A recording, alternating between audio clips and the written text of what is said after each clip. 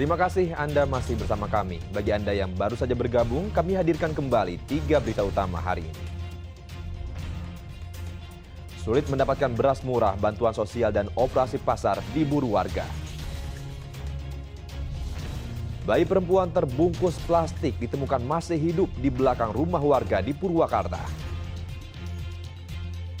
Seorang pencuri di Banjar membawa kabur kotak amal dari sebuah masjid.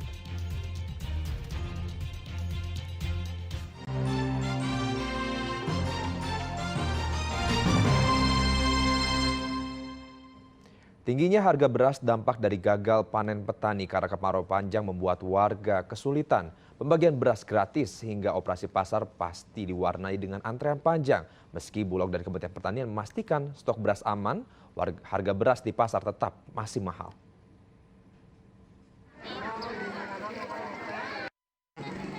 Antrean yang rapat jadi pemandangan umum saat pemberian bantuan sosial beras gratis seperti di kantor desa Rangdu, Kecamatan Pusaka Jaya, Subang.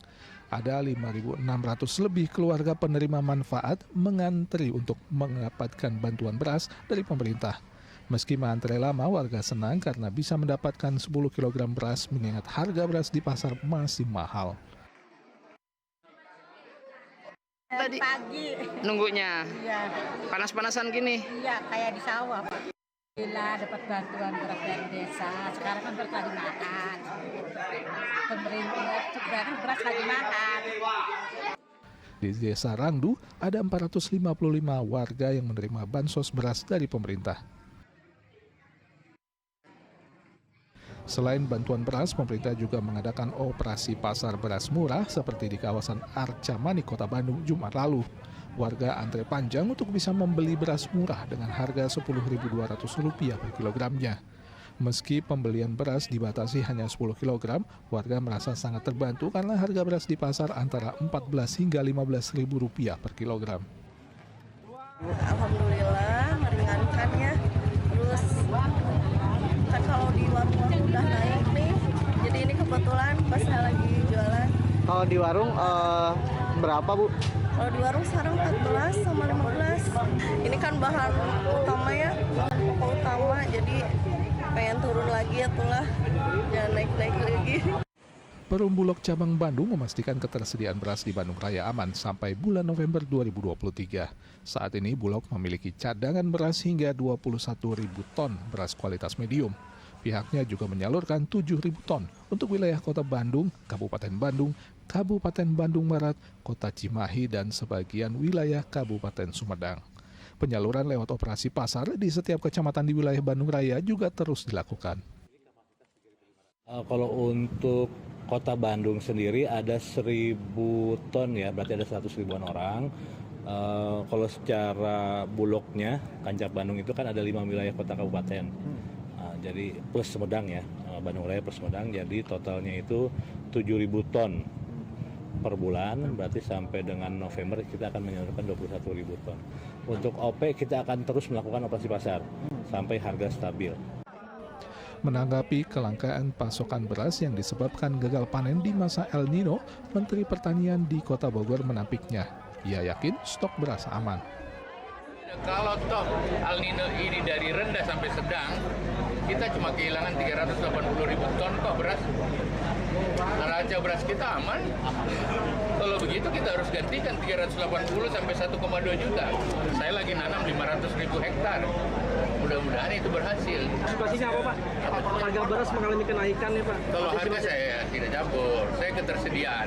Harga beras itu banyak faktor kan. Mentan menyebut kenaikan harga beras yang berada di atas harga eceran tertinggi disebabkan berbagai faktor, mulai dari sistem logistik, sistem transportasi hingga penggilingan. Tim Liputan melaporkan.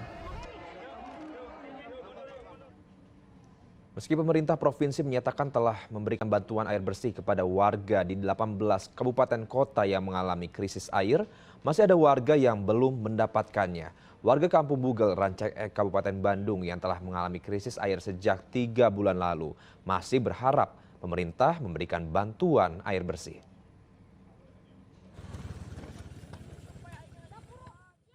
Lahan ini aslinya bukanlah lapangan sepak bola. melainkan aliran sungai Cikeruh di Kampung Bugel, Kecamatan Ranca Ekek, Kabupaten Bandung.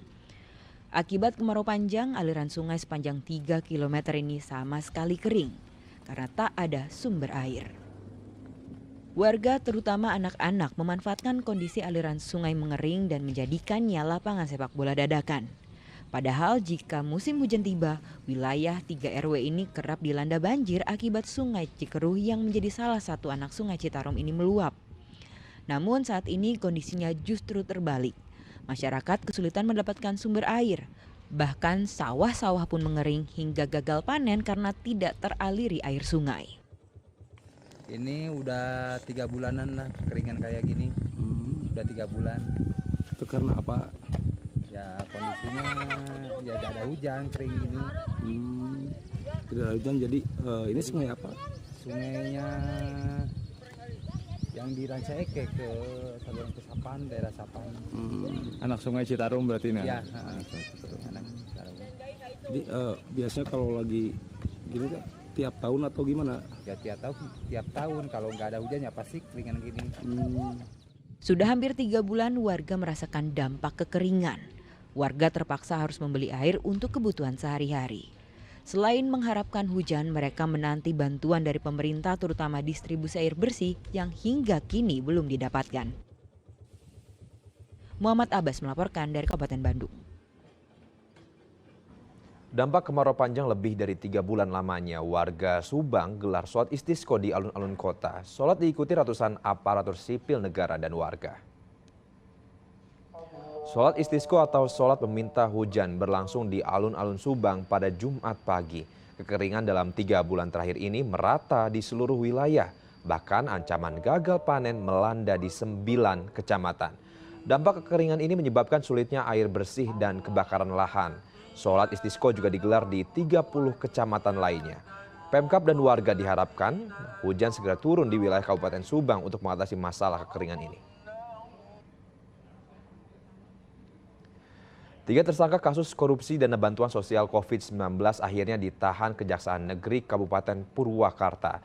Dugaan kasus korupsi dana bantuan sosial untuk para buruh korban PHK COVID-19 itu merugikan keuangan negara hingga 1,8 miliar rupiah.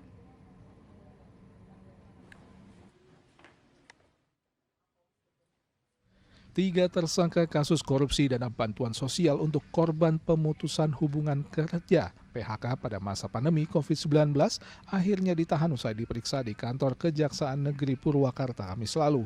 Tito Firman Hidayat, mantan Kepala Dinas Tenaga Kerja dan Transmigrasi Kabupaten Purwakarta, Asep Surya Komara, mantan Kepala Dinas Sosial Kabupaten Purwakarta, serta Agus Gunawan, mantan anggota DPRD yang juga Ketua Serikat Buruh di Kabupaten Purwakarta, ditetapkan sebagai tersangka sejak 2 bulan lalu, tetapi tidak langsung ditahan.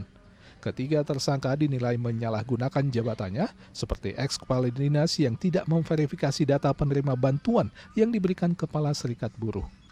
Dari data 1.000 penerima bantuan yang diserahkan, hanya 87 data yang valid.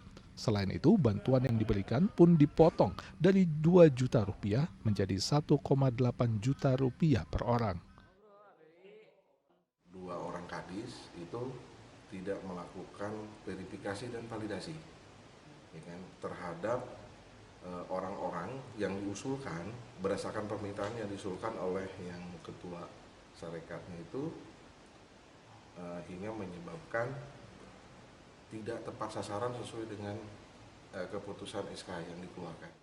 Kuasa hukum tersangka sempat mengajukan penangguhan penahanan tetapi ditolak. Dugaan kasus korupsi yang menjerat ketiga tersangka dari anggaran bantuan tidak terduga atau BTT tahun anggaran 2020 di Dinas Sosial Kabupaten Purwakarta. Tindakan ketiga tersangka merugikan negara hingga 1,8 miliar rupiah dari total anggaran bantuan 2 miliar 20 juta rupiah. Para tersangka dijerat pasal berlapis dengan ancaman maksimal hukuman mati. Zainal Arifin melaporkan dari Purwakarta. Penumpukan sampah di Kota Bandung belum juga tertangani. TPS pun ditutup agar tidak semakin parah. Warga mengeluh karena tumpukan sampah mulai memengaruhi kesehatan.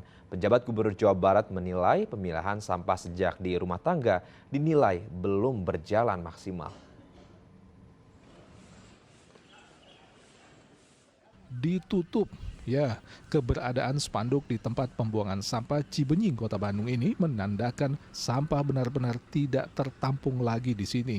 Petugas berupaya menyingkirkan sampah yang masih berserakan bahkan sampai menutup jalan di kawasan Bandung Wetan. Nyaris 3 minggu terakhir, sampah meluber hingga ke bahu jalan, dampak penutupan TPA Sarimukti yang terbakar. Warga menuturkan, penumpukan sampah tidak hanya membuat pemandangan kota tidak indah, tetapi juga polusi udara. Warga pun sampai sakit. Ya gitu aja, makin menumpuk sih, semakin hari makin menumpuk. Karena kan meskipunnya dari kelurahan kayak dari dinas DLHK harus ditutup, tapi kan tetap anak-anak kan butuh makan ya, harus tetap ditarik gitu kan, tuntutan juga kerja gitu. Ini penumpukan ini sendiri sejak kapan, Mbak? Kalau numpuk sampai depan mah kayaknya 2 mingguan deh, nyampe ketutup banget gitu jalannya. Cuma kemarin teh baru-baru sengaja ditutupkan jalannya dari atas ini yang Cibenying Utara mah. Pemerintah Provinsi Jawa Barat pun mengimbau untuk pemerintah kabupaten kota menangani pengelolaan sampah hingga ke tingkat rumah tangga dengan memilah sampah organik dan non-organik. Namun upaya itu tidak berjalan mulus, malah menjadi pekerjaan rumah pertama bagi penjabat Gubernur Jabar. Ini kan sebetulnya berulang nih, peristiwa sampah menumpuk ini berulang. Jadi harus dijadikan momentum darurat sampah ini. Jadi harus mulai dari hulu itu artinya dari rumah tangga, harus jelas pemisahan sampahnya, mana organik, mana anorganik. Produksi sampah di Kota Bandung mencapai 1.500 ton per harinya. Hampir 100%-nya sampah dibuang ke TPA Sarimukti, sehingga saat TPA terbakar, Kota Bandung kelimpungan mengurus sampahnya. Zona darurat di TPA Sarimukti pun dibuka dengan daya tampung sekitar 20.000 ton sampah. Namun jika tidak ada pembenahan pengelolaan sampah di hulu, zona darurat itu akan penuh dalam hitungan minggu. Muhammad Rizal melaporkan dari Kota Bandung.